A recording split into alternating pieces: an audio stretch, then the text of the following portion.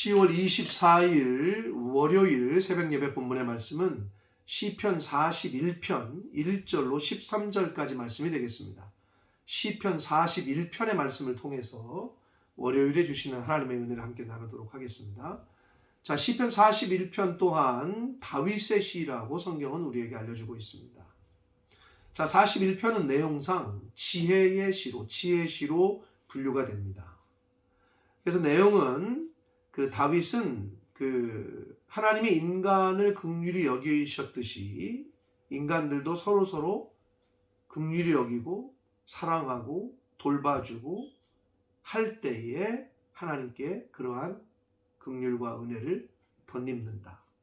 그러니까 결국 가난한 자, 물질적, 심리적, 마음이 가난한 자, 영육이 가난한 자, 빈약한 자들을 도와주는 자가 복이 있다라고 시작하는 이 말씀은 그런 측면에서 지혜이신 거예요. 그렇게 할 때 하나님께서도 너희들에게 복을 주실 거다. 라는 아주 간단하지만 굉장히 중요한 진리를 41편에서 말씀을 해 주시고 있습니다. 함께 한 절씩 보시면서 오늘 주시는 지혜를 함께 받도록 하겠습니다. 1절입니다. 가난한 자를 보살피는 자에게 복이 있으니요. 여기서 가난하다는 건 돈이 없는 자만을 꼭 얘기하는 건 아니에요. 심령이 가난한 자. 폭넓게는 하나님을 모르고 예수 그리스도를 모르는 자. 정말 가난한 자잖아요. 그들이 진짜. 자, 그러한 자를 보살피는 자에게 복이 있다라고 했는데 왜냐하면 재앙의 날에 여호와께서 그를 건지실 것이다 라고 말씀합니다. 사랑하는 성도 여러분, 하나님에 대한 경외심, 하나님에 대한 믿음, 하나님 사랑은 이웃 사랑으로 나타납니다. 하나님을 경외하는 사람은 이웃 사랑하는 걸 통해서 그것이 증명이 된다. 그래서 십계명도 하나님 사랑, 이웃 사랑으로 나뉘지 않습니까?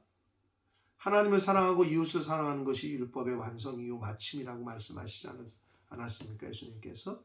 그러니까 그런 측면에서 아주 중요한 말씀이에요. 2절 봅니다. 여호와께서 그를 지키사 살게 하시리니 그가 이 세상에서 복을 받을 것이다. 누가? 가난한 자를 보살피는 자가. 주여 그를 그 원수들의 뜻에 맡기지 말아 주십시오. 라고 간구하고 있습니다. 3절 봅니다. 여호와께서 그를 병상에서 붙드시고 그가 누워 있을 때마다 그의 병을 고쳐주십니다. 여기서 그는 누구예요? 계속해서 1절에 나오는 가난한 자를 보살피는 자를 말합니다. 4절 내가 말하기를 여호와여 내게 은혜를 베푸소서 내가 주께 범죄하였사오니 나를 고치소서 하였나이다. 갑자기 다윗이 회개의 기도를 드리는데 여기서 중요한 거 내가 주께 범죄하였사오니 나를 고치소서라고 되어 있잖아요. 그러면 고치라는 표현을 썼어요. 여기서 뭘 할 수 있느냐? 죄를 범하였사오니 죄는 영육을 병들게 한다는 거예요. 죄가 우리 안에 들어오잖아요. 육체도 정신도 마음, 영도 우리를 병들게 해.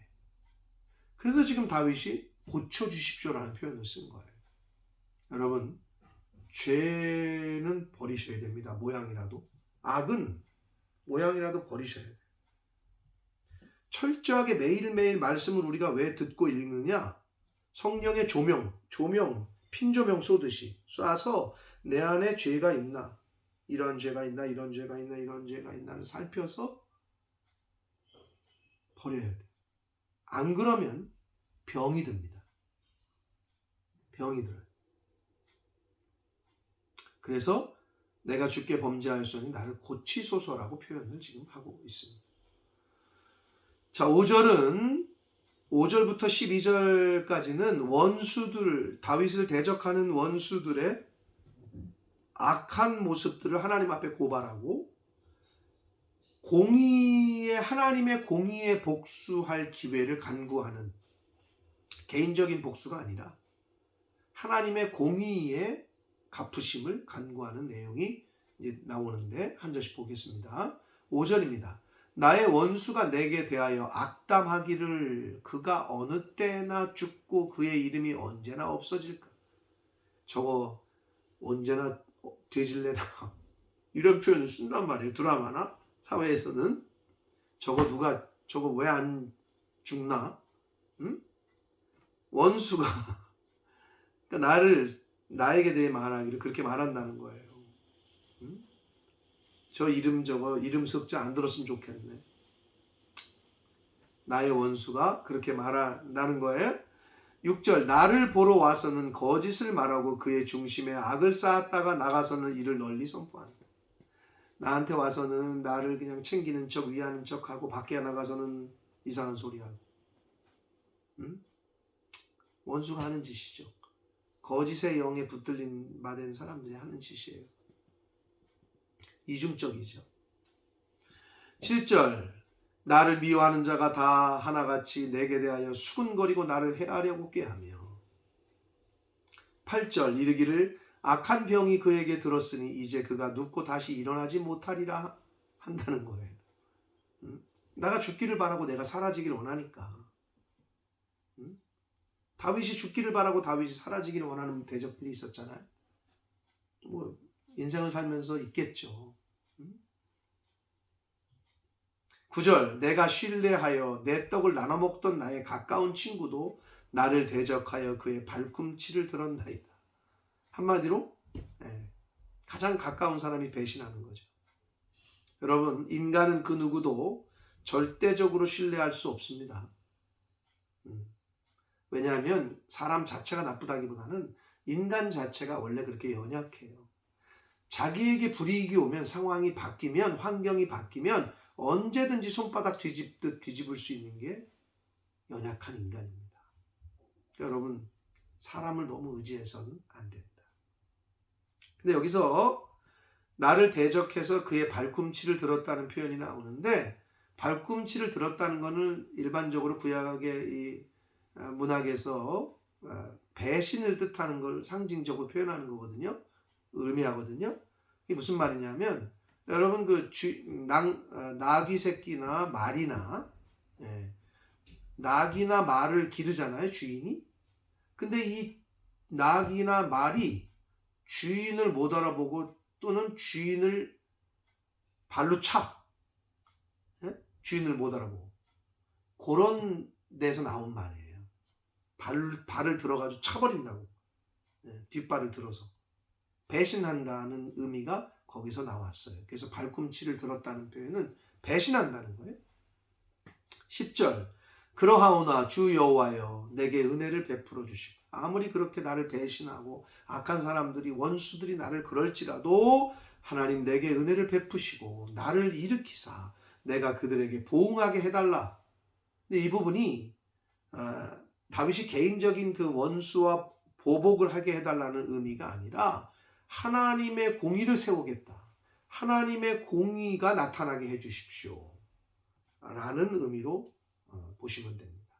그래서 다윗은 자기가 그렇게 당하는 것이 하나님의 이름이 욕을 먹고 하나님의 이름이 망령되게 일컫고 그게 아니라 하나님이 살아계시고 하나님이 나와 함께 하시고 하나님의 공의와 정의가 드러날 수 있게 해주십시오. 라고 그렇게 표현하고 있는 거예요.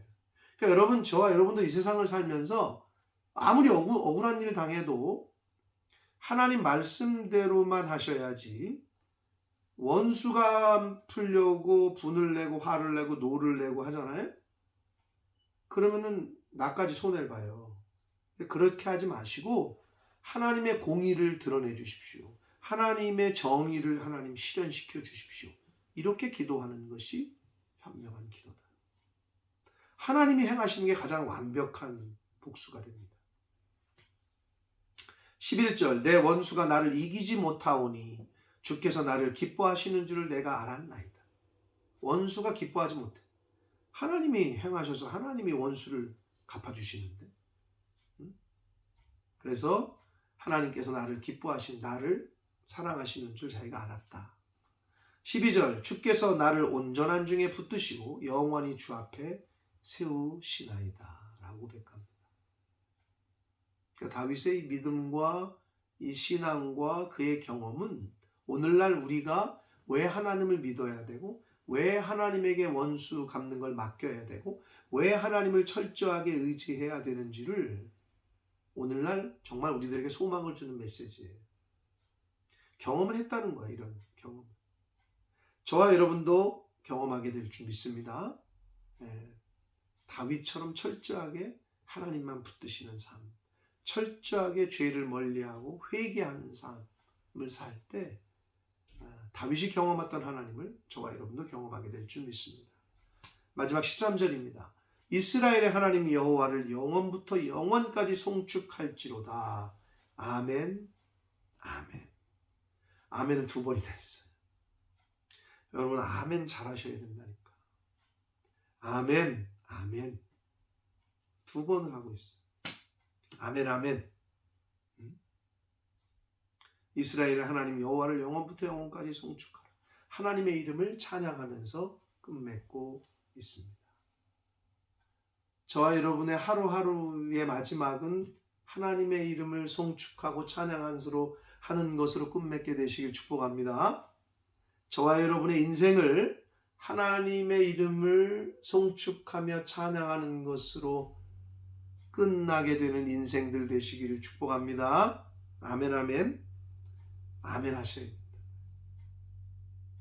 사랑하는 성도 여러분, 하루하루를 사실 때 눈을 떴을 때 하나님께 감사하고, 마지막 눈을 감을 때 하나님께 감사하고 하나님의 이름을 송축하고 찬양하고, 저와 여러분이 생명 있는 날 동안에 이 세상 살아가는 날수가 얼마나 있는지 남아있는지 모르나 찬양과 감사로 시작해서 감사와 찬양으로 끝나는 그러한 복된 인생을 사시는 저와 여러분이 되기를 예수 그리스도 이름으로 축복합니다. 아멘, 아멘. 기도하겠습니다. 살아계신 하나님 아버지, 감사와 찬송과 영광을 올려드립니다. 복된 새날을 허락하시고 또 하루를 시작하며 한 주를 시작하며 하나님의 말씀을 전하고 들음으로 시작하게 해주시니 감사합니다. 아버지 하나님, 오늘 하루를 마감할 때에도 하나님의 이름을 찬양하고 감사하고 기쁨으로 마감하는, 아멘으로 마감하는 저희들 될 수 있도록 은혜 내려 주옵소서.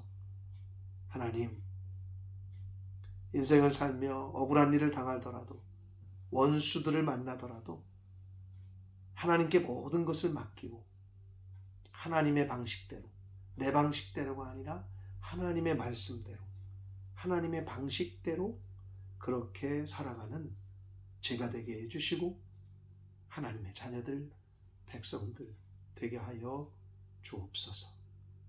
저희들의 인생의 마지막은 하나님을 송축하고 하나님께 영광을 돌리는 것으로 그렇게 마지막을 장식할 수 있도록 하나님 은혜 내려 주옵소서. 예수 그리스도 이름으로 축복하며 기도 올리옵나이다. 아멘.